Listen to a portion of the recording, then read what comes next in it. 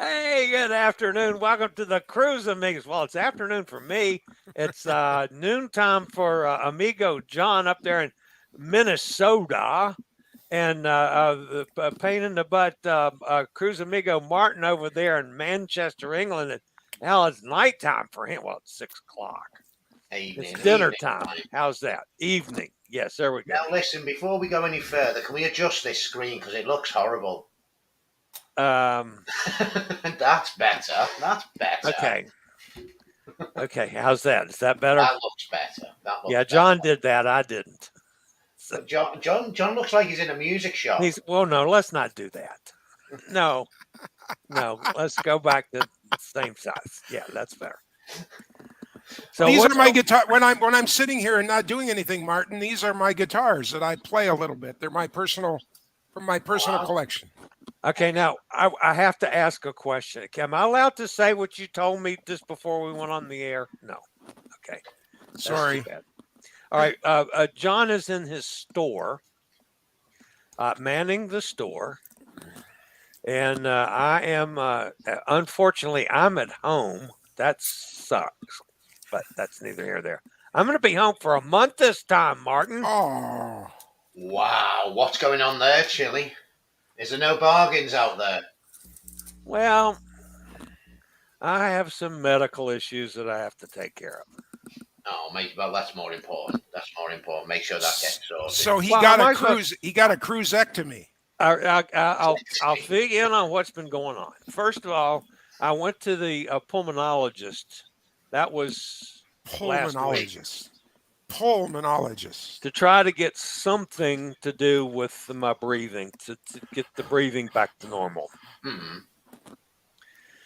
So he prescribed a newfangled inhaler. Only it's not like a regular inhaler. It's a totally different one. That cost me $400 out of pocket.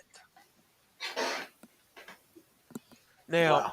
Hey, dude, go on a cruise, breathe good. Go on a cruise, breathe good. Before I can even see if this damn thing works or not, I had to spend the $400. I mean, hopefully by the next time I have to kick out the $400, I will have been able to get some kind of financial assistance to help me on that one. All right. Well, just to complicate that, so I agreed to go on and spend the $400 just to try to do something because I'm at the point where I can't walk to the bathroom without having full oxygen on anymore. God. So then I get this notification, my $11,000 a month medications that I'm on. I get the notification from Johnson & Johnson that says they're suspending the program the first of the year. They're cutting off the money. Wow. So, they're going to they make the product, but they want to get back in my pocket for $11,000 a month. And I said, no. So I'm about panicked because this is, obviously it's doing its job. My PSA went to nothing. So after I got that letter, I almost had a heart attack until the next morning. And I called the cancer center and they said, well, we got the same notice you did. Don't worry about it. We've already developed 2 plans of attack. Don't worry. We'll take care of it. Right. And if those don't work, then we'll sit down and talk to Dr. Jenkins about making a change. I said, okay, cancer center, do your thing. I won't die of a heart attack. But I cannot pay $11,000. I can't pay the $2,400 copay. That would cut into his cruise budget. That heavily. would end my cruising. And I said, no. You're not ending Chillie's cruising. You can't do that. So anyway, that's what I've been doing in and around fighting about hurricanes and stuff. God. No, which has literally been. This has been between Fiona and then Ian. It's been wow, and Ian just slammed Florida. So interesting cruise thing this morning. As of earlier this morning, Port Miami was still on condition Yankee, which that means no cruise ships are allowed in or out. The port's open, but only for 500 gross tons or less. Okay.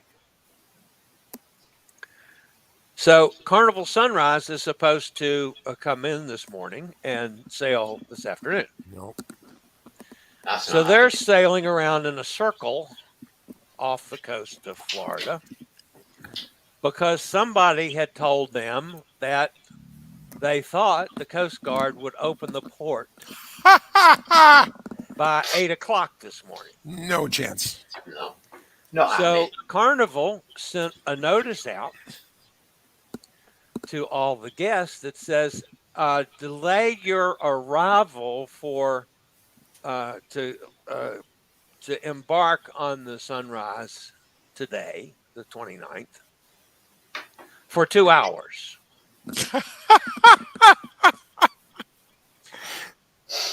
Yeah, so we're going to get the port open by 10 o'clock, not 8 o'clock. Well, at 10 o'clock, they did finally, obviously, and I never got the official notification on it, but they did open and Sunrise started sailing in. But I talked to somebody on board through all of this, and they were totally in the dark as to what was going on. Now, my question is this. Now, yes, Miami didn't get hit as bad as the West Coast did, and as bad as Port Canaveral is getting hit today, and up in the northern part today. But there was still a lot of rain, a lot of wind, a lot of damage, a lot of storm surge on that side. So let's assume that everything's hunky-dory today. How are the people getting off the boat that are disembarking into Miami, how are they going to get home? I assume the airport is open, but it's going to be, I mean, they got 2 days of cancellations of every flight in and out of Miami. Terrible. Chaos, absolute chaos, that'll be. Okay, and then how are the people going to get on the boat today that don't live in the greater Miami area? Carnival should have, like they did for the Carnival Paradise and Carnival Liberty and Elation, cancel the cruise for today. Wait until at least tomorrow when things are somewhat back to normal. Exactly. So my contact on the Sunrise says, we still can't get the boat cleared of passengers.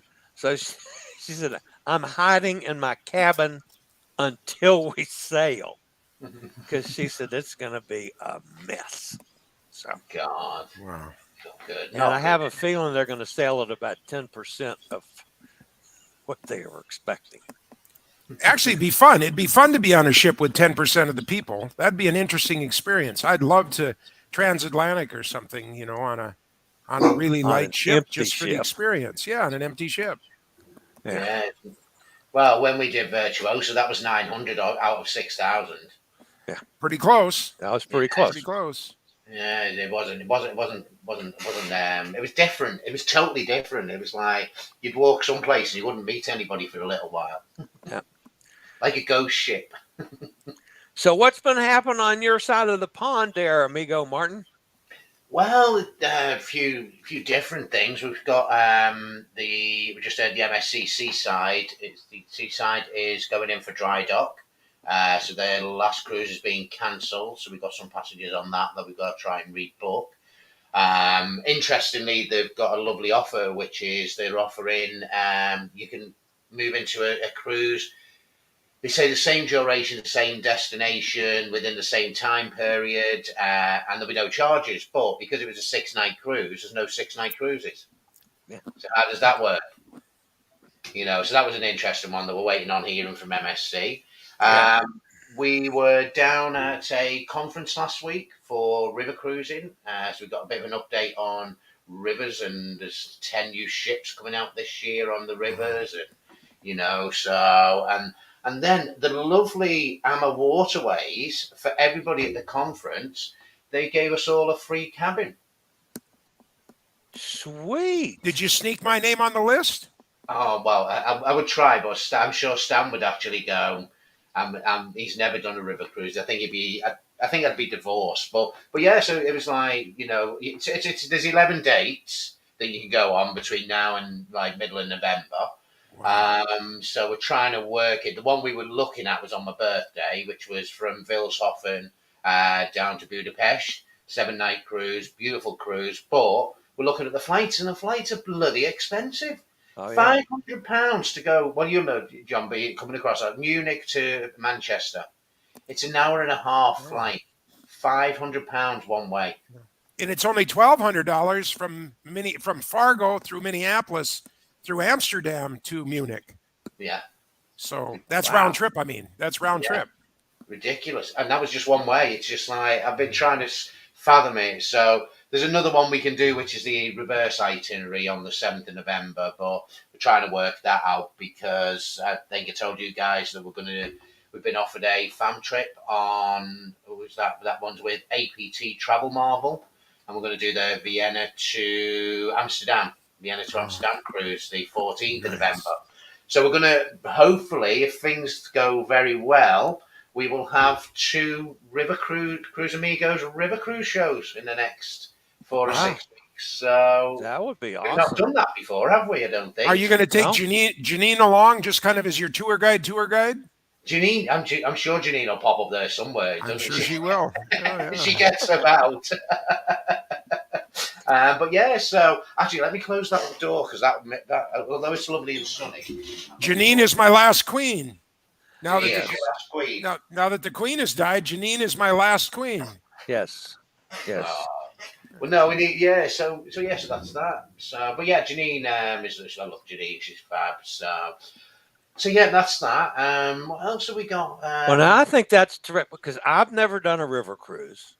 I've interviewed several people that have, and of course, one of the reasons that the European river cruises are not accessible for most of them, at least, are not accessible for a lot of reasons. One, there are no elevators, so I'd have to be able to do steps. And then the way they stack park, that sometimes you have to get on one boat and cross over to the next boat and cross over to the next boat. And for somebody that's it could be up to 3. that's a mobility challenge, that's an issue. So American river cruises are now coming out with accessible boats.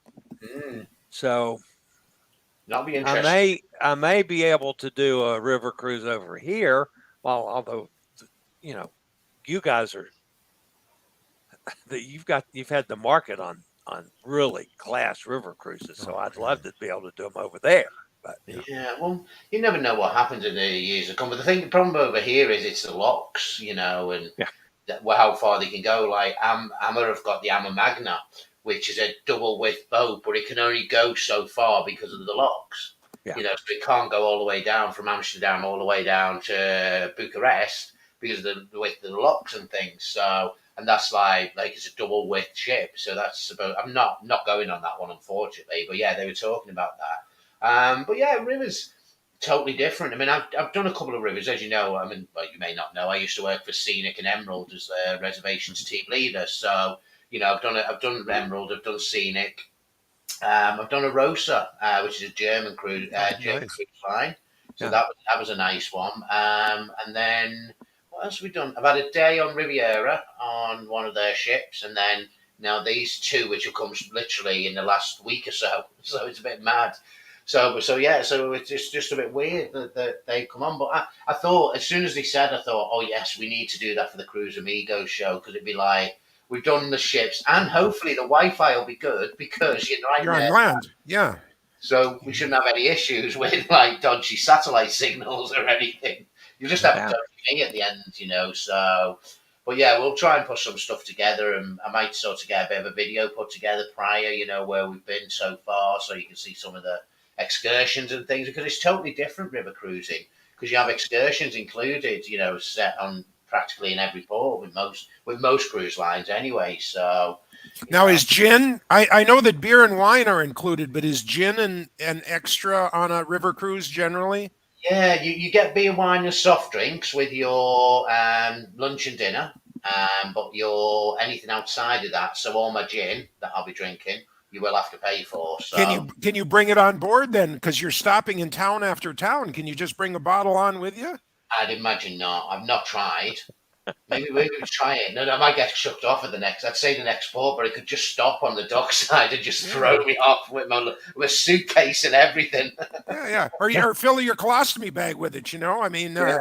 and so Or just have a little bottle in your little that's little yeah, man bag, little that's I man mean, bag. but just tape what would have been a colostomy bag, but just tape it on your stomach, and if And, they and if they claim you have a catheter. if they pat you down, you just go oh, and then Do you know what? For the price that it is, it's like €3-4. It's not worth that. so it's not like seriously, so it's not like being out on a cruise ship where You gin's going gotta to cost you about $10 a shot, right? On Yeah. an ocean ship.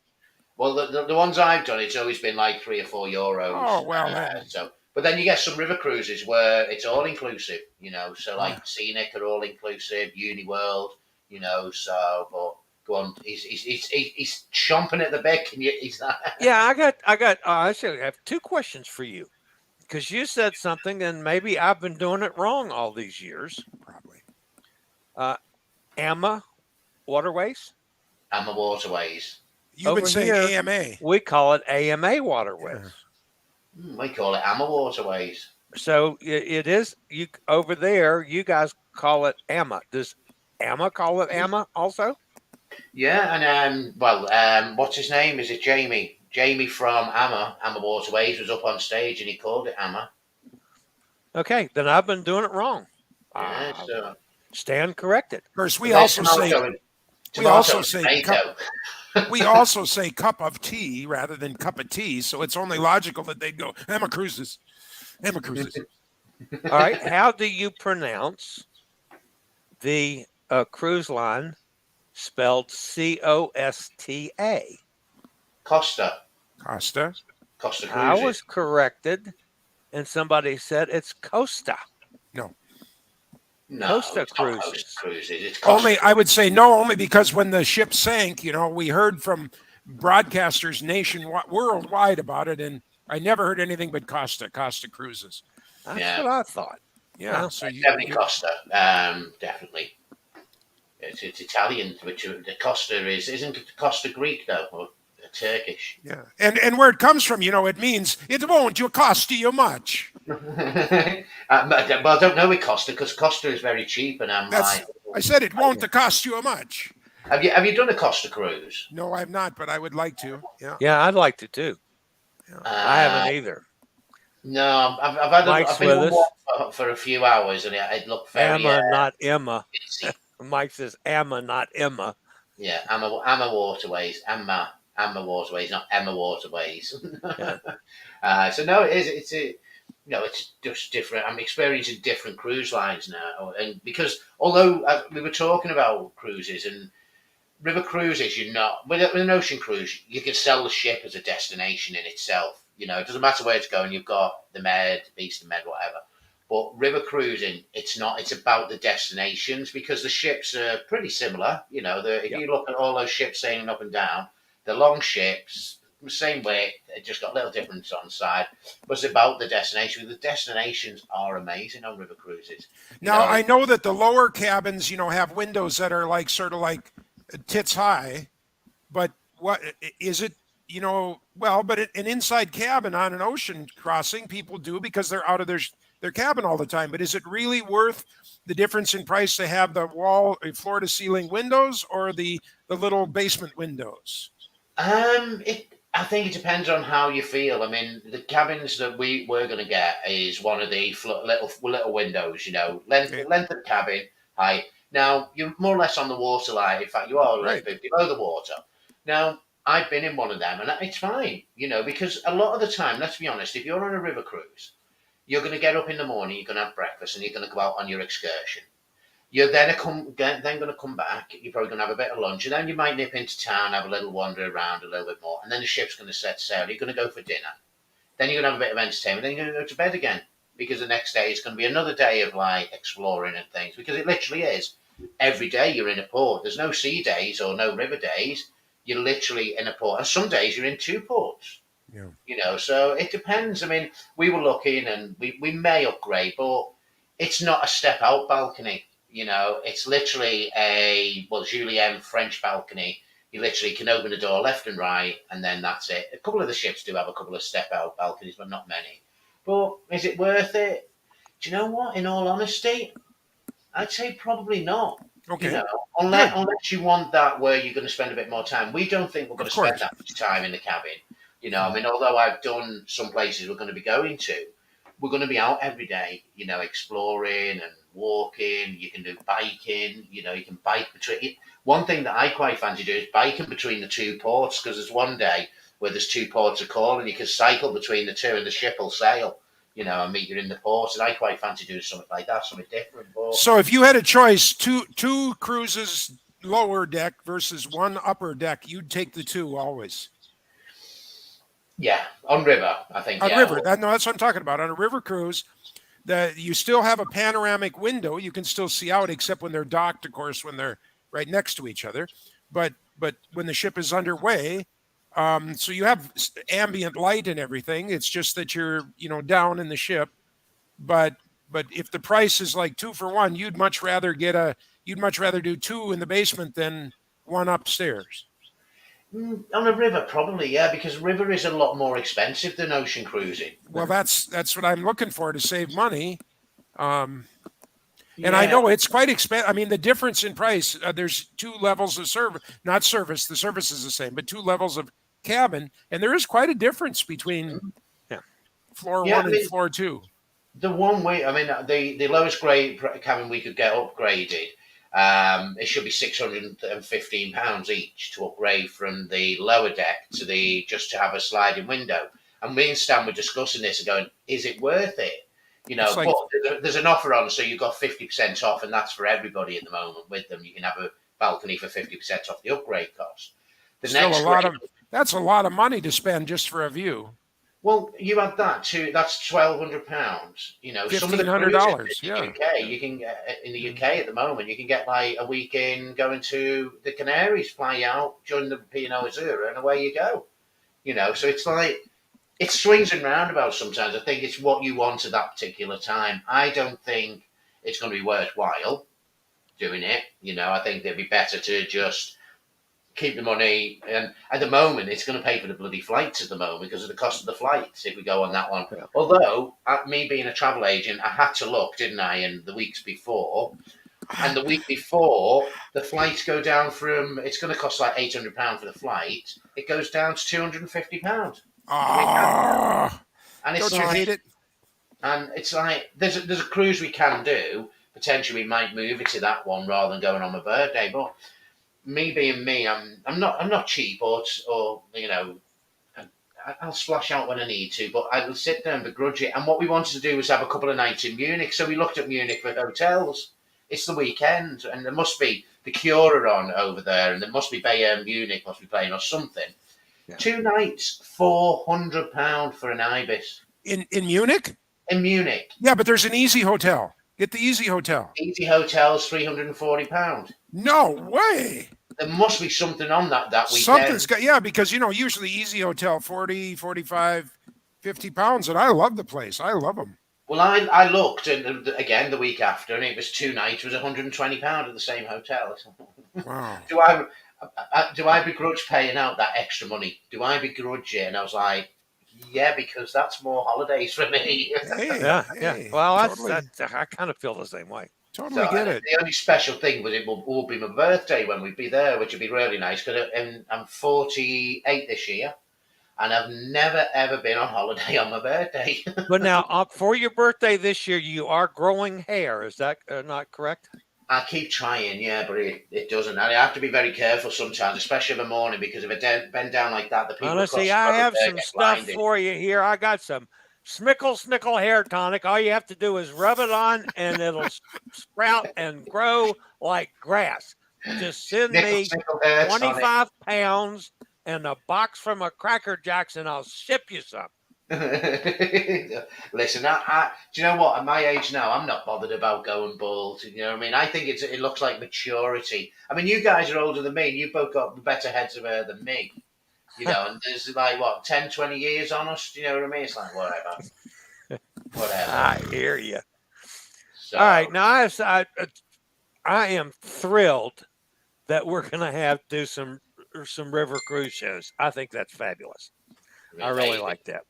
Now, I have another question to ask you because you're the extreme travel agent person of the family here. Have you heard anything about Costa? Yeah. I mean, I know they've transferred, several ships to the Carnival line over the next 18 months. There'll be 3 total. Mm-hmm. They've got 2 more that's going to Carnival. There was a letter from a crew member, Mike is just telling us, that suggested that they think the line may be folding. Have you heard anything about that? Over here, I mean, as a business, we don't sell Costa Cruises. And we because they don't have a sort of backup of BDM and, the customer care over here that would be needed, that we feel for our clients. That being said, there's nothing wrong with the line. It's a great cruise line. It does what it says on the tin. It's a cruise. It's good value. There's nothing wrong with the cruise line, but we just didn't sell them. But I've not heard anything. That's the first time I've seen that. Yeah. It'd be interesting. I mean, it's still owned by Carnival, and I have a little problem buying that one.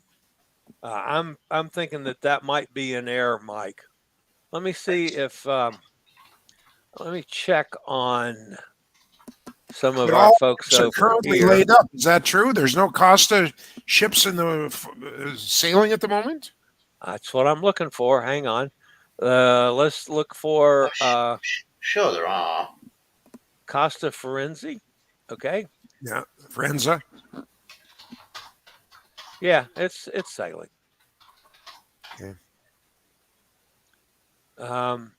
Yeah. The website's the Costa line is still. They're not all laid up right now. No. Okay. Well, that's in error. Not very nice. Yeah, anyway. I don't know if you know, Martin, but the big kind of Midwestern cruising news is that Viking now has a traditional looking cruise ship, but smaller because the locks are only 700 feet long.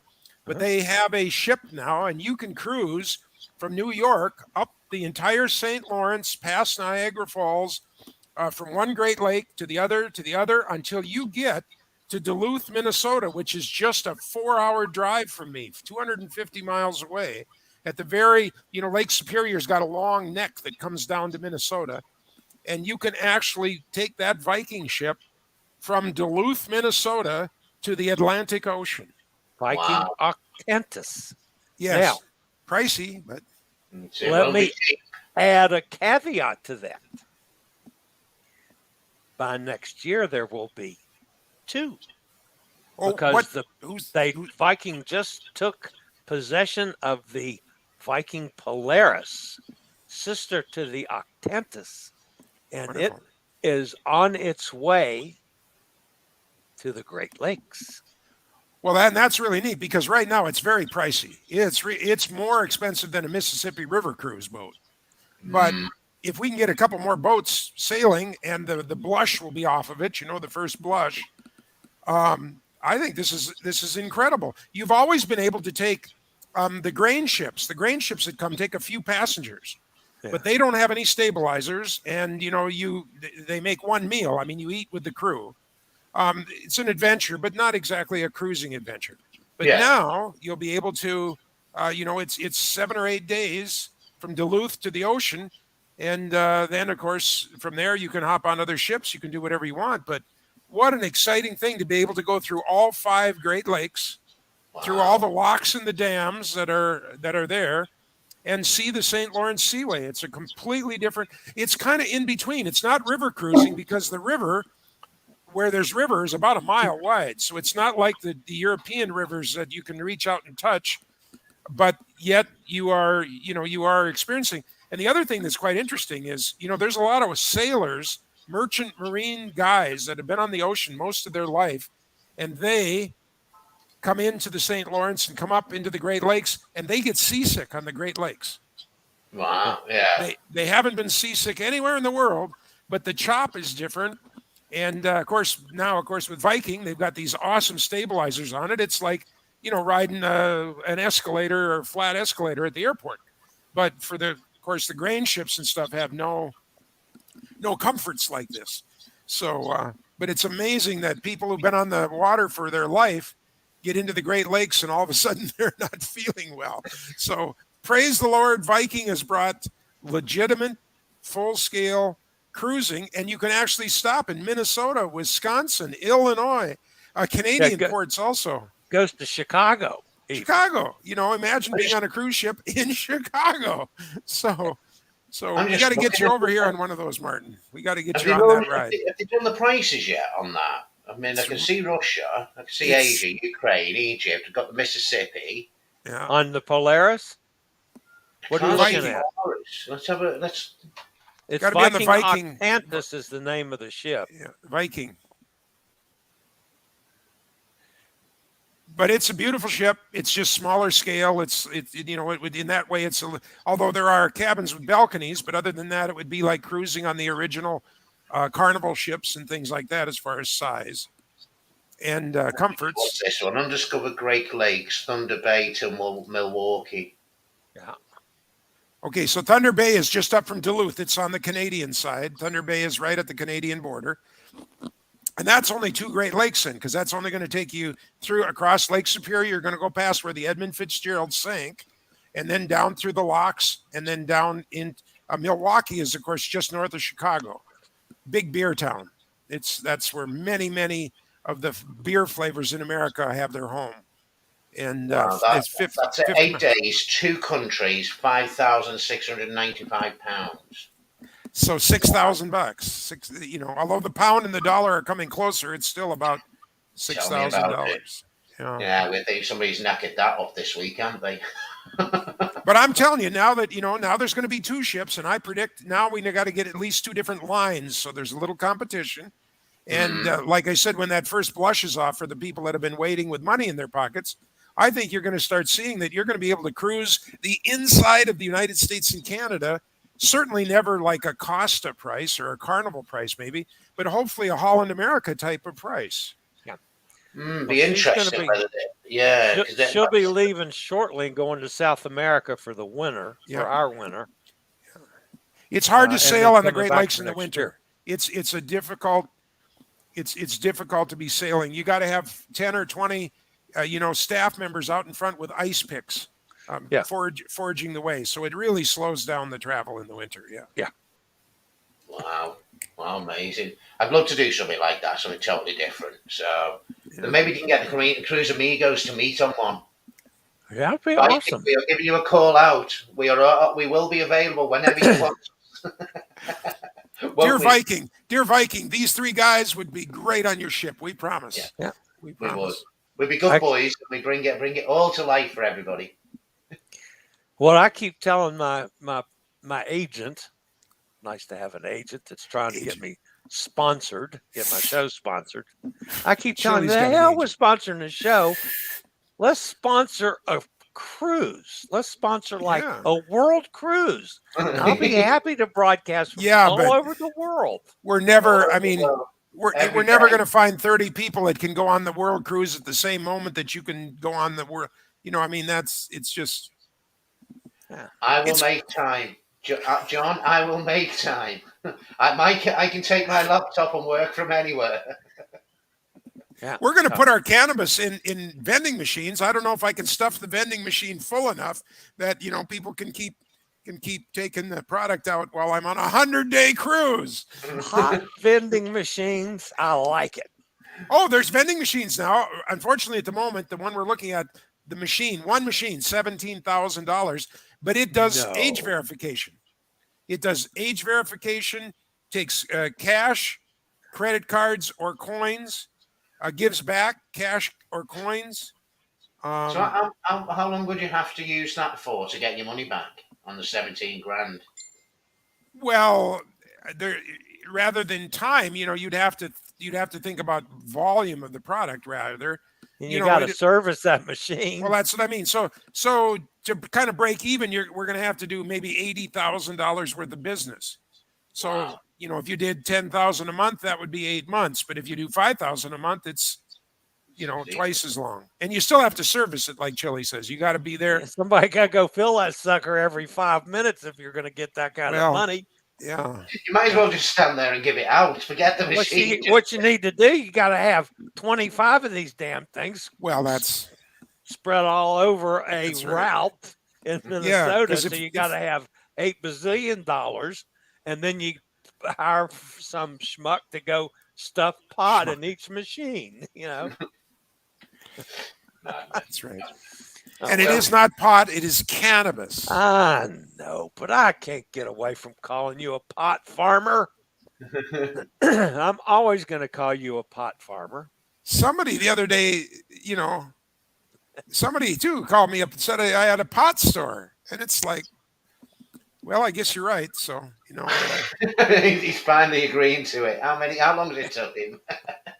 Unfortunately, that's my fault. Yeah, I'm a pot dealer.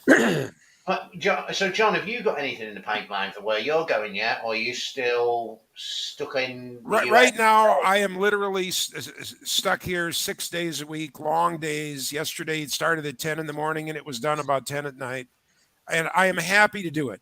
Do not misunderstand my bitching and complaining or whining. I am so excited to be in this industry. I'm so excited to be in this business. But I am 71 years old and I don't recover like I used to recover. I can't go home and just go to bed now. It takes me a little unwinding time, and it takes me a little bit to go in the morning, and so but I'm happy, to be a part of this industry. I don't know if you know, but what the TV stations, I just had a TV station in again yesterday for an hour and a half. But my family came to America in 1880. In 1904, we were one of the first families that started growing sugar beets. In 1960, we were the first farming families that signed a contract with a local company to bring sunflowers to the area when sunflowers were developed enough that they could be a viable crop. And we were the first multiple families that signed on for that. So it's just logical that here comes, this new industry, this new product that I'm just following a tradition that my grandfather, my father, my great-grandfather have done. It seems to be our niche in life and society. So to be a part of that is an overwhelming happiness. And I hope on my tombstone somehow we can put it into just a few words to say that, just happy to have been the caretaker of the family business for a few years. So, and my son now, I guess we can make this announcement because it's online. The hemp barn that we had, we moved all the hemp operation down to the highway, the busy highway. But on my farm, there's an old barn that's been completely foamed and electrified and watered and everything. And my son is now going to start growing the high-end gourmet mushrooms out of there. Not the happy mushrooms, the actual edible chanterelles, creminis, portobellos, buttons. I was thinking then about happy mushroom. I thought he's turned into a right drug dealer and he's a right drug baron. No. Now, of course, he'll be on cops soon when he gets raided. Who are you going to call? I don't even think they do that program anymore, do they, cops? No, it's a repeat. It's all repeats. But anyway, so it's really exciting because there's no mushroom grower around here. All of a sudden, year-round, we're going to be able to supply restaurants, the universities, regular people with absolutely the highest quality, sterile meaning there's no other outside mushroom kind of things as part of it. When you buy a portobello, you're getting, the best grade portobellos you can, and absolutely fresh. Because mushrooms are, perhaps one of the fastest degrading products there are in the grocery store. I mean, you can bring mushrooms in today, and 2 days from now, they're just liquid. Brown. Yeah, they're gone. So mushrooms turn over really fast. But, from Winnipeg, 150 miles north, to Minneapolis, 300 miles southeast, there's no other mushroom farmers. So where do all their mushrooms come from? Baby mushrooms Kroger's. come from their parents. Yes. No. Believe it or I know it's no. I didn't mean that. But it's interesting because to start raising a strain of mushrooms, you just have to go buy that mushroom and you make what's called a spore print. And what you do is you take the mushroom and you lay it on aluminum foil and you like fold it up and seal it really good. And every couple of days you tap it and all of the billions and billions of spores fall out of that mushroom. You throw the mushroom away and you use a razor blade basically, and you scrape up these literally millions of spores, and they end up in a needle like you get a shot at a doctor's office. And then that is put into bags of grain that's been absolutely sterilized so nothing can grow in it. And then you inoculate that with this shot, like just getting a shot at the clinic, and you put these spores into that grain, and with the right temperature and the right humidity, in a few days, that entire bag turns white with fuzz. It's all those little tiny baby mushrooms, millions and millions of them. Then you take that and you take a couple of cups of that and you put in a bigger bag of sawdust and wood chips, and that's called a strata.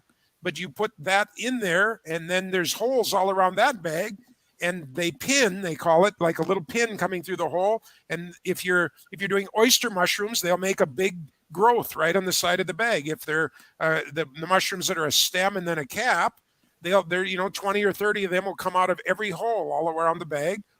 You pick them. You can do that 2 or 3 times with the bag, and then you throw it away and you start again. Wow. And that's the short story on growing mushrooms. Jeez. Now, different strains of mushroom, the variant changes Right. a little. Different as you go strains of through it. mushrooms, they like a different kind of wood. They like a different kind of percentage of straw to wood. They need to be wetter or drier. Then the room that is in the room literally looks like a steam bath. I mean, there's a machine in there that's putting out cold steam because they grow the best in this literally 100% humidity. Wet. And the other thing is, from the time that they pin, when they pop out and they've got the little tiny but identifiable mushrooms, to the fact that they've grown out and maybe the portobello top is this big around, 24 to 36 hours. Wow. It just happens instant. Once you get it, there's a couple of weeks getting it up to that point. But when they blush, as it's called, they just bloom. And then you capture those and start again. It's an amazing process. It is. So you come to listen about cruises and you find everything out about mushrooms. Well, but on a cruise ship, you're probably tasting mushrooms that you haven't tasted in other places. Some are, golden color. Some taste kind of woody. Some taste a little more like moist soil. There's that earthy. I mean, that's the ultimate truffle, of course, is that it, it tastes like the ground that it came from. And of course, if we can make the jump, in Japan right now, they are growing truffles indoors. Something that has been said for millennia that can't be done, that truffles have to be out in the woods. A pig or a dog has to find them growing naturally. It's a luck of the draw. There's a Chinese company that is doing truffles indoors. They won't tell you what their process is or how they do it, but if it's the thing like the 4-minute mile. Once somebody ran the 4-minute mile, 100 guys ran the 4-minute mile because you could do it. Once the Wright brothers got that airplane in the sky, a whole bunch of guys got an airplane in the sky because, so now we know there's a guy in Japan that's doing truffles. So we have to figure out how to do truffles. Jeez. Because a truffle this big can be $30,000, $40,000, $50,000, $100,000. Wow, yeah, plus, yeah, easily. The ones that are like this big can be $200 or $300. So, you don't need a lot of square footage to make a comfortable living doing truffles if we can figure it out. And since we're talking, just to bring this back in a full circle back to cruising, well, since we're talking about the Wright brothers, yes, on Symphony of the Seas, on one of their shows, the Wright brothers plane flies off the stage and out around the audience in Wow. the theater, and I went ape, you know what? And ironically, Orville's hanging on to the thing the whole time. Well, There's he looked Orville like hanging Orville. on. That's it's The entertainment on ships is Dare- amazing. Dare. The What's the name entertainment of on it? ships Dare to is be amazing. Dare something. I don't remember the name of it, but it said, I went nuts with that one. And guys, I don't want to call it an end, but we're 45 minutes in, and I know Chillie, you got another show that you're I going to be got a on with show. someone, and you got to get to. And I have a significant call that I have to make. So We're gonna wrap it up early. Is that what you're trying to say? You're getting rid of me? no, No, you can you can continue. stay. You can stay on all you want if you can figure out how to close the show off I haven't got a from flea. over there in England. I haven't got a clue. I ain't got the buttons on this side. It's a you or John. You control it. You're a puppeteer. You keep me puppeting like that. So no, listen. No, it's fine because I can go and walk the dog and go and make dinner because it's dinner time. Hopefully, by next week, the U.S. will be back to normal in the cruise world. Fingers I crossed. hope. Fingers crossed. Oh my goodness, that something just changed. Yeah. All right, guys, that that's quick. going to wrap us up for today. For now, this is the Cruise Amigos. See you guys next week.